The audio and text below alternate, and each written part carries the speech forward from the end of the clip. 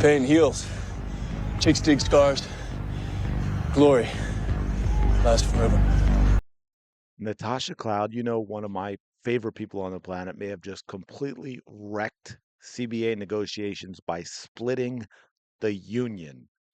Yes, really welcome back to the channel. Thank you so much for being here. Appreciate all your support. Hope you're having a fantastic day. Shout out to the 19 breath. All right, let's dig into this. So she was on a podcast the other day. She was talking. That right there should tell you that a disaster is about to happen. She should never be talking. But we're going to take a listen to this, and then we're going to get into why this is a really, really bad look for the WNBA players, for the players' union, and how it could impact negotiations going forward. I wanted to ask, and I know this may be like a crazy question, but like, for example, and I pray we all pray it doesn't happen because everybody wants the W to come back. So my Everybody, everybody wants the WNBA to come back. I mean, there wasn't anybody until Caitlin Clark joined the WNBA. I'm just saying. Just thought I'd put that out there. my question is, if for some reason that there was a lockout and the season didn't come back, I feel like I can't say that there is or there isn't because I'm not 100% sure, but I know Unrivaled is prepared in so many different instances.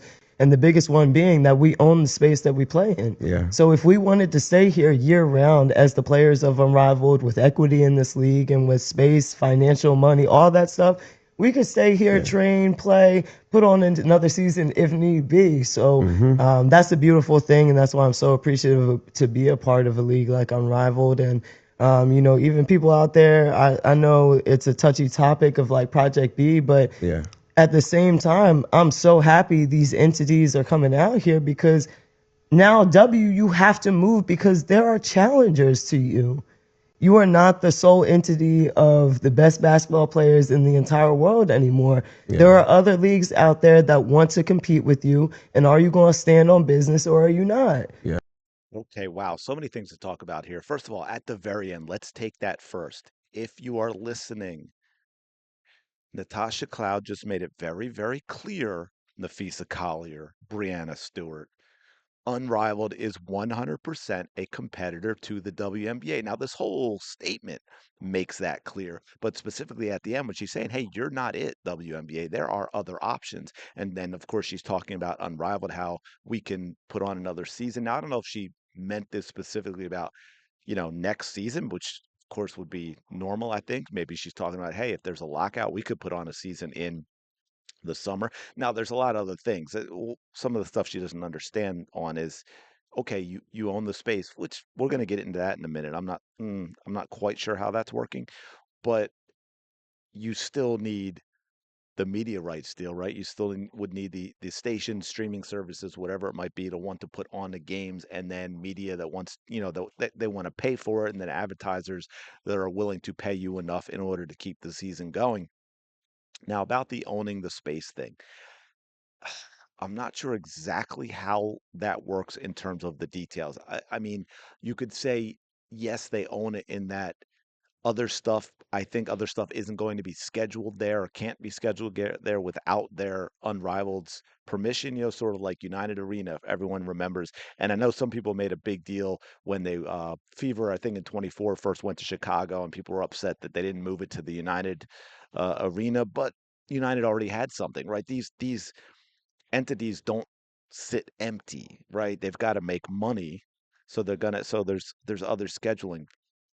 But I don't know exactly how the true ownership of that works because it is actually an area within a production studio that is owned by another company. So I don't know if it's more of a lease from Unrivaled or how that works. But the other thing I really want to talk about that is maybe a bit of the bigger deal is you listen to her say, well, yeah, if there's a lockout, that sucks, but hey, we've got Unrivaled. We've got players who've got equity, and we can just continue to play here because now, again, whether it is sustainable or not is another issue, but let's just say that they were able to keep Unrivaled going. Yeah, I mean, the players make decent money, so they could just do that. Here's why I talk about it, splitting the union. And this is even outside of sports, but this has happened in sports as well, where negotiations drag on and some of the things that get asked for that seem like maybe a little too much, and a lot of the we'll call them the rank and file players, the players that aren't the superstars, start to think, well, you know what? I'm not really affected by the things that are being asked for that are holding up signing an agreement. Does that make sense? Just to give you an absurd example, but to make it very clear, let's say everything's wrapped up, but the they're holding out for the max being higher. None of the other salaries would change, but the one player on a team that they want the max instead of 1 million, they want it to be 10 million. And that's the only thing holding up signing the agreement and getting the league playing. The rest of the players in the union, the rank and file, are gonna be like, well, wait a minute, why is this holding us up? This is ridiculous. This doesn't impact us. This is for a small subset of people. Again, now we go to the unrivaled thing. I believe, correct me if I'm wrong in the comments, right? But we got 8 teams now. We've got 6 players per roster, and I think because of all the injuries, right? I think they have that pool of players that can be assigned to a team because they injure it, which I think also holds 6. So you're talking about 8 teams, 6 players, 48, 6 on the like injury thing. I don't know if I don't know. I would assume they get paid something just for being on that list and having to be available. But we're going to say 54 players. All right, 54 players. Okay, well, this year is supposed to be 15 teams at Unrivaled. 15 teams. Let's go with a roster per team of 12. Again, CBA, that might change. Some teams sometimes hold 11, but 12 is pretty normal. 15, 12. That's 180 players, 48 in Unrivaled, plus the 6 for injury. So we'll even bump that up 54, right? We're talking about roughly what? A third, not even a third of the players are in Unrivaled versus the WNBA. How does that answer make all of the players not involved in Unrivaled, especially the ones who don't have an equity position in the league, feel about this stance? Who, by the way, she again already admitted that it is a competitor to the WNBA.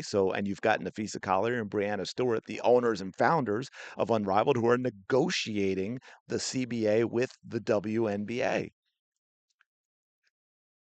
This is the type of stuff that may start getting other players thinking if this continues to drag on. Say, well, wait a minute. Now, I know they had that vote and they voted overwhelmingly about the strike and all that, but things shift, things change, and you might get a lot of people. And this could all happen in the background. We don't know of it, where players start getting together and be like, hey, this is dragging on, and this is what's holding it up. And we've got comments like this from Natasha Cloud.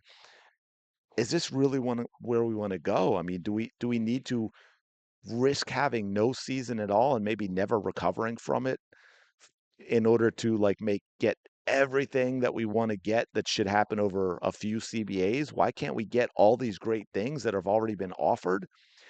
And then we'll show them as the league continues to grow that then the other things we earn in the next CBA.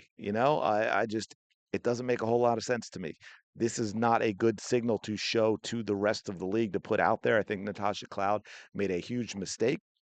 I think this is probably something that the Brianna Stewart and Nafisa Collier don't mind, but there's got to be somebody that corrals these players if it's not the union leadership and says, hey, we have to get on the same page with this stuff, and we have to be careful about the things that we say regarding the CBA and regarding negotiations when we're out there in public and talking about this stuff. So I think this sends a bad signal to the rest of the league.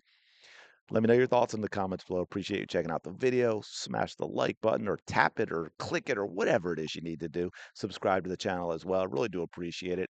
It may take another 10 years. We got to 14,800 before the season ended. We are at 14,800. I'm going to see that $15,000, $15,000, 15,000 subscribers sometime in my lifetime, even if I have to live to 150 to do it. But I will talk to you later.